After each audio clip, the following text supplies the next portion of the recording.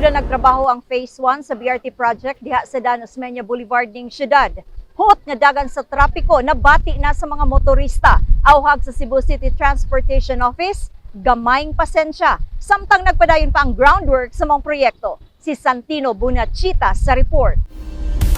Di pa lang dugay, gisugda na sa contractor sa Cebu Bus Rapid Transit Project ang pagkaut sa Dan Osmeña Boulevard, agig timailhan nga nagsugod na ang construction sa Package 1 sa labing unang mass transport system sa Sugbo. Gamit ang mga jackhammer ug excavator, gibakbak sa mga trabahante ang center island sa Osmeña Boulevard, gikan sa eskina Arlington Pond Street hangtod sa eskina Orhelio Street. Subay niini, gisiraduan ang tagsa ka lane sa isig kahabig sa maong dalan aron masugdan gilayon ang pagtrabaho. Sugod ni adtong Marso 3, inanay na nga nasinati sa mga motorista ang huot nga dagan sa trapiko sa maong dapit. Si Paul Gotyong, ang pangu sa Public Mass Transportation Division sa Cebu City Transportation Office kon CCTO, nagkanayon nga padayon nilang gitutukan ang dagan sa traffic ilabi na sa peak hours. Medyo ang ato ang dagan sa traffic nato is medyo average lang yun, but then during the peak hours ma-feel gyud nato nga naa gyud bottlenecks. Ato nang ginahinay og improve ang mga signages nato so that ma-aware daan nato ang mga motorista in advance kay we all know nga from the 3-lane to 4-lane road magud atong gihimog isa.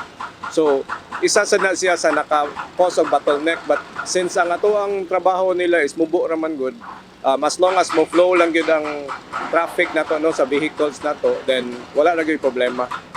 Matod ni Gotyong, hugot ilang koordinasyon sa kontraktor sa BRT project nga mao ang Hunan Road and Bridge Construction Group.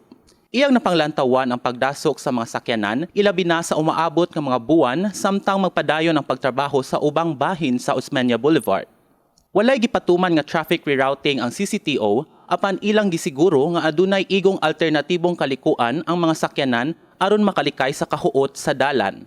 Sugyot sa CCTO sa mga motorista nga magbantay og mosunod gyud sa mga traffic signs nga ilang gipangbutang aron malikayan ang dugang traffic.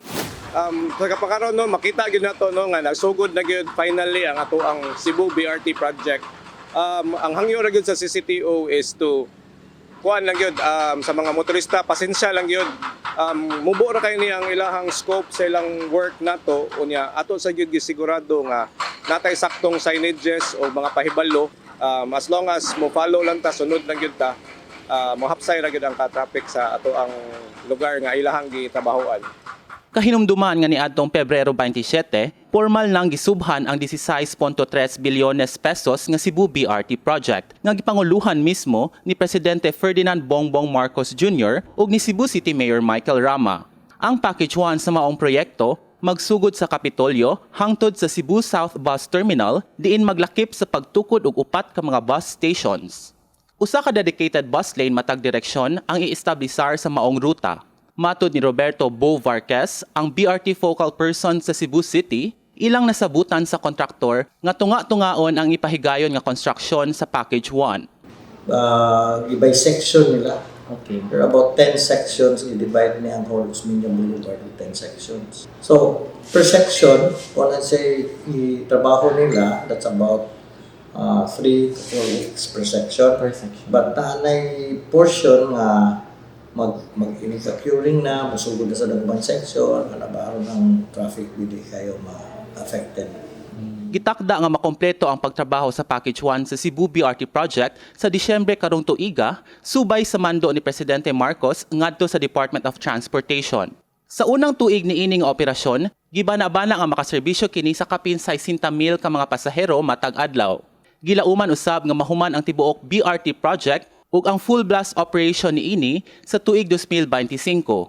Sa pagkakaron, gipaningkamutan sa kontraktor sa proyekto nga matuman gyud ang mando sa presidente nga tapuson ang Package 1 sa dili pa ang tuig 2024. Padayon karon nga gitrabaho sa contractor sa Cebu BRT project kining bahin sa Osmeña Boulevard gikan sa eskina Arlington Pond Street hangtod sa eskina Orhelio Street. Kini gibana-bana nga mahuman sulod sa 3 hangtod sa 4 ka semana. Awhag sa Cebu City Transportation Office sa mga motorista nga tasaan pa ang pasensya hatud sa huot nga traffic ning panahuna. Kini ang balita, Santino Bunachita, Cebu City News.